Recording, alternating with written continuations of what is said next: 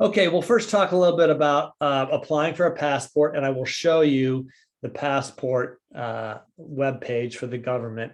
But just want to mention for any of these things, when you're looking for something related to the government, I think you know this if you're on Social Security and you go on, you can look at your Social Security account or your Medicare account, whatever. Always use .gov websites. There are plenty of folks out there who are willing to help you with any of this. And sometimes if you Google the question like applying for a US passport, you'll get several results. And the first couple of results will be ads by somebody who will help you do that. But they're not the government. They're just somebody helping you for a fee. It's not necessarily wrong to use them, but you don't need it. And you don't need to spend the extra money. So when you're, for example, when you're applying for the US government passport, you go to the US Department of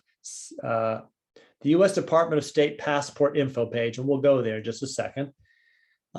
Just a couple of things, and we'll check and see if there's anything up to date that changes this, but they're saying it takes 8 to 11 weeks for regular applications. Oops, went a little too far.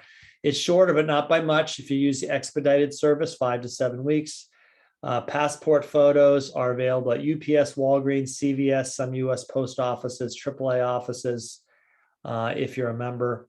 Used to be Costco. My Costco doesn't have photos, a photo department anymore. Boohoo. I really love the photo department at Costco. They'll do it by mail. But last time I got my passport photos done, I went in to do my regular shopping at Costco. First thing, I went to the desk, got my passport photo taken, and then did my shopping, came back a little while later. They handed me my passport photos.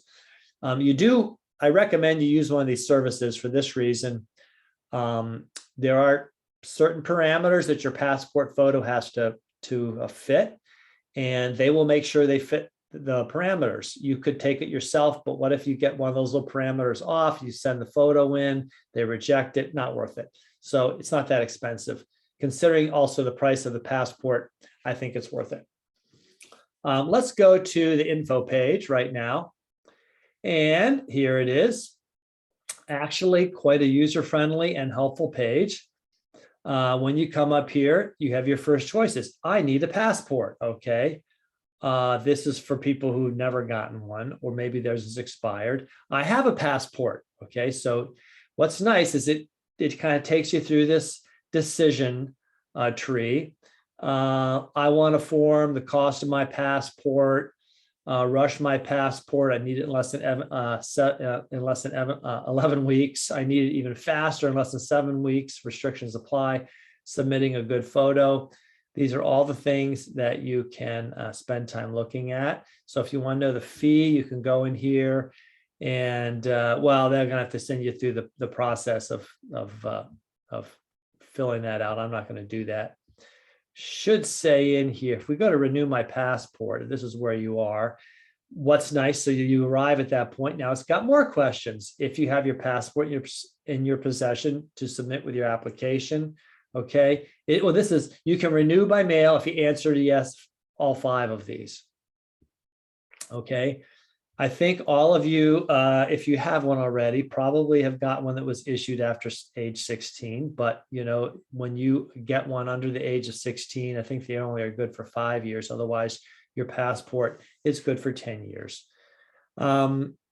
It's just going to take you through all these processes. You fill out DS-82. You can do that online, print it, and mail it in. Submit your most recent U.S. passport, so that goes in the envelope. Photos go in. If you're changing your name, I know people who've changed their names later in life. Maybe they've gone back to a maiden name, or maybe they've been remarried a second time and they've got whatever. They want to change their name. You got to include that in there. You can calculate your fees here. Same thing. The book passport's $130. If you want to get the card as well, it's $30. Guess what? Both together are $160. 30 plus 130 is 160. No discount buying them as a set. What is the passport card good for? It has a limited number of uses. You cannot like fly to London and expect to get into England with your passport card, nor can you fly back to the US from England and expect to get it on your passport card. It is good for land travel to Canada. I find it just to be an extra handy piece of ID. Let's say you go to Italy, like I did this year, and you lose your passport, and you have to go to a consulate there to get a new passport. If you have your card, that'll make it much easier. Okay, they've already got all that information off of your card. Again, it's an extra form of ID. There's also, as we were talking about with Susan, the global entry card. I take all those along with me, along with my US driver's license. I've now got lots of ID. I keep them all on me. I don't want to lose them. Well, let's say, actually, I don't keep all of those on me. My phone always has my driver's license in it. My passport's usually in my pocket, depending. But if I'm staying somewhere for a week and going out during the day, I don't need to bring all that ID with me. There's no point in that.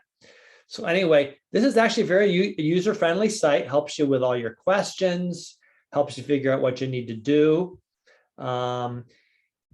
Couple questions people ask: what if my passport is expired? There's a certain number of years that it can be expired, and that's still, you can just get it renewed by sending in your expired passport. After a certain number of years, you kind of have to go through the process all over again. Let's go back here. There should be a, let's see. So I was thinking there was a FAQ page, which I thought there was in the past. By the way, you can track it. It is worth it, in my opinion, to send your passport application with your passport via a trackable method. You don't want to have that thing get lost. You want to know where it went. That is your passport. And remember, you only get one at a time. So if you lose it, you have to get a brand new one, start that process all again. Marilyn, question. Yes, it just, sorry, it left my mind for a minute. On renewal, mine expires in February of 23. I'm planning or hoping to travel in October of 22. I think that's a difference of like 5 months. My understanding is that I should go ahead and renew my passport early, that it must be solidly in renewal for 6 months. Is that your interpretation? Okay, so you're going to travel in October, so that's 4 months away, 3 months away. Yeah. About 3 months away. So here's the deal. You can travel abroad. Let's take Europe as an example. Europe has a Schengen Agreement, which is a passport free travel between countries. You can go to a Schengen country for 90 days. If you arrive in a Schengen country and have to show your passport, which is typically just going to be on your arrival, not as you move between countries.